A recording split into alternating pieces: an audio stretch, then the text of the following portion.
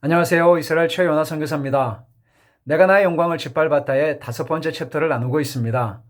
5번째 챕터의 전체 주제는 선교사를 세우는 말, 넘어뜨리는 말입니다. 지난 시간이어서 오늘은 2번째 시간인데요. 제목은 서러운 후원교회 선교사라는 제목입니다. 여러분 인생을 사실 때 혹시 지금까지 서러웠던 적이 있으셨는지요? 가끔은 제가 제 아내와 이야기하면서 서러울 때가 있습니다. 다 똑같은 형제 자매요 주님의 이름으로 파송을 받아 선교지에 나갔음에도 불구하고 파송교회가 있어서 파송을 받아 나가신 파송 선교사님들이 있고 파송교회를 구하지 못하고 그냥 나가신 후원교회 혹은 협력교회 선교사님들이 있으십니다.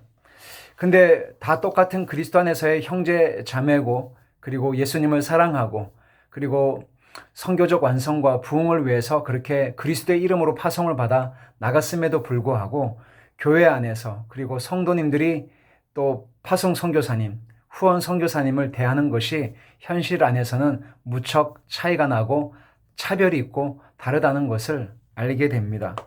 하나님은 우리를 차별하지 않는 분이시지만 우리는 파송 선교사님과 후원 선교사님을 이렇게 다양한 기준과 잣대를 가지고 차별을 하고 분리를 하고 구분을 짓는 것이 엄연한 교회 안에서의 현실입니다. 예를 들면 이렇습니다. 파송교회가 있는 파송 선교사님들은 한국에 잠시 어떤 개인적인 일정으로 인해서 오시게 되면 매달 받는 후원금도 후원 선교사님들에 비해서 훨씬 많으시고 또한 선교관에 머무실 수 있는 기간도 2개월에서 3개월 정도, 후원 선교사님은 한 달입니다. 그래서 한 달 있고 또 그 이후에는 연장을 하든지 아니면 다른 곳으로 옮겨가야 합니다. 그것이 엄연한 저희들이 처한 현실적인 문제이죠. 저희 가정은 파송교회가 없습니다. 파송교회가 없다는 것이 현실적으로 이렇게 큰 어려움과 고난과 힘듦과 참 알게 모르게 받는 스트레스와 아픔이 많다라는 것을 미처 몰랐습니다. 정말 넉넉히 극복하고 감당할 수 있을 거라고 생각을 했었습니다. 파송교회를 안 구하려고 했던 것도 아니고 구하기 위해서 노력하고 또 문의하고 했었지만 생각만큼 그렇게 파송교회를 구한다는 것은 참 쉬운 일이 아니었습니다.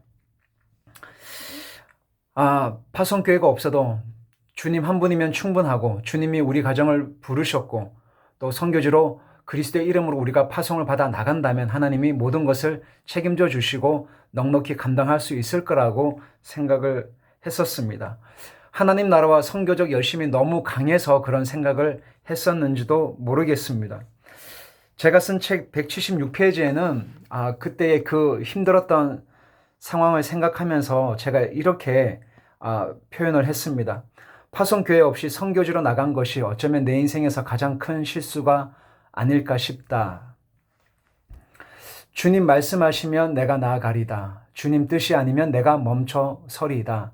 나의 가고 서는 것 오직 주님 뜻에 있으니 오 주님 나를 인도해 달라는 이 찬양, 여러분들도 아마 한 번쯤은 불러보셨을 이 귀한 찬양의 고백은 저희 가정에 그리고 제 삶에 32년 전에 예수님을 처음 만났을 때의 그 문자 그대로의 저희들 삶의 믿음의 고백이었습니다. 주님의 이름으로 파송을 받아 나갔고 예수 그리스도 한 분이면 충분하고 그래서 그 어떤 어려움과 아픔도 넉넉히 감당할 수 있을 거라고 생각을 했습니다. 그러함에도 불구하고 그것은 정말 저의 너무 순진한 저의 착각이었습니다. 솔직하게 말씀드리면 결혼하기 전에 싱글일 때 가졌던 20대의 열정으로는 가능했을지 모르겠습니다. 30대 때 아내를 만나고 결혼해서 한 가정을 이루었을 때는 가능했을지 모르겠습니다. 아이가 태어나고 자녀가 생기고 사역을 하면서 아이들이 점점 커 나가는 현실적인 상황 가운데서 40대가 되고 50이 되고 50 중반을 향해서 나아가는 이제서는 과연 정말 파송교회가 없이 그냥 후원을 받고 협력을 받고 그리고 경제가 어렵고 IMF 같은 그런 경제가 어렵고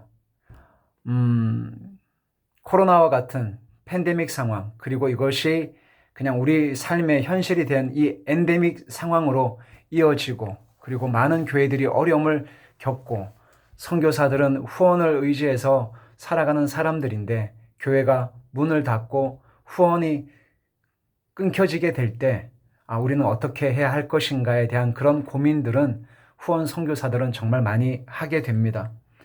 사랑하는 여러분, 오늘날 후원교회 선교사와 파송교회 선교사는 엄연히 구분이 됩니다. 다 똑같은 사람이요, 그리스도 안에서의 형제요, 자매요, 목회자요, 선교사요, 다 그렇게 말씀들은 하시지만 현실 안에서 받는 엄연한 구분이 있습니다. 그런 생각을 할 때마다 참 마음이 슬퍼지고 서러울 때가 있습니다. 나중에 주님 앞에 섰을 때 너희들은 파송교회가 없는 후원교회 선교사니까 너희들은 나의 왼쪽에 앉고 너희들은 파송교회가 있는 파송교회 선교사니까 너희들은 나의 우측에 앉으라고 주님이 말씀하실지는 모르겠습니다. 이 글을 쓰면서 기도하면서 하나님 앞에 이렇게 제 마음을 올려드릴 때 하나님께서 저에게 이렇게 질문하시는 것 같았습니다. 이 부분을 좀 나누고 이 오늘 나눔을 마치고자 합니다. 너는 왜 파송교회 없이 선교지에 나갔느냐라고 저에게 물으시는 것 같았습니다. 뭐라고 말씀드렸냐면 주님 죄송합니다. 그동안 파송교회 구하려고 이리저리 알아보고 신청을 해보았는데 저희 가정을 받아줄 파송교회를 찾지 못했습니다. 그랬더니 주님이 저에게 이런 감동을 주시는 것 같았어요. 내가 너희 가정을 파송했으면 됐다. 그것으로 충분하지 않더냐. 그렇게 말씀하셨을 때 제가 이렇게 주님께 제 마음에 고백을 했습니다. 주님, 파송교회 없이 선교지에 있는 것이 참 고단하고 참 괴로운 현실입니다. 라고 말씀을 드렸더니 주님이 이렇게 저에게 대답을 하시는 것 같았습니다.